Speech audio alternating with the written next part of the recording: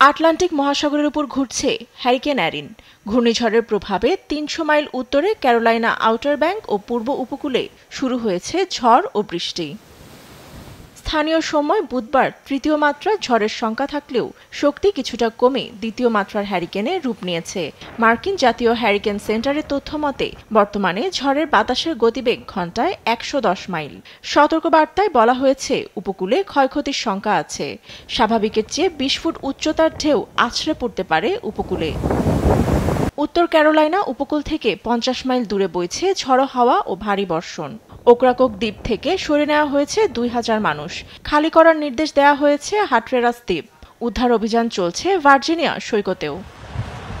বিপজ্জনক স্থান থেকে দূরে ও সতর্কতা মেনে চলার আহ্বান জানিয়েছে নর্থ ক্যারোলাইনার জরুরি ব্যবস্থাপনা পরিচালক উইল রে। Please do so now. ঘূর্ণিঝড়টি দীর্ঘমেয়াদী হতে পারে, ফলে সমুদ্রের উপকূল পরিস্থিতি আরও খারাপের দিকে যাবে। এতে বন্যার শঙ্কা আছে। উদ্ধার অভিযানে আমরা মাঠে আছি, তারপরও সবাই সাবধানে থাকতে হবে। I want to remind everyone, regardless নাসার আন্তর্জাতিক মহাকাশ স্টেশন থেকে ক্যারিবীয় দ্বীপপুঞ্জের উপরে হ্যারিকেন অ্যারিনের পরিস্থিতি পর্যবেক্ষণ করা হচ্ছে। বৃহস্পতিবার গতিপথ পরিবর্তন করে পূর্ব উপকূল ও বারমুডার দিকে অগ্রসর হতে পারে হ্যারিকেন অ্যারিন, এমনটাই বলছে আবহাওয়া পূর্বাভাস। ফাতেমা তাসনিম, নিউজ ডেস্ক, দেশ টিভি।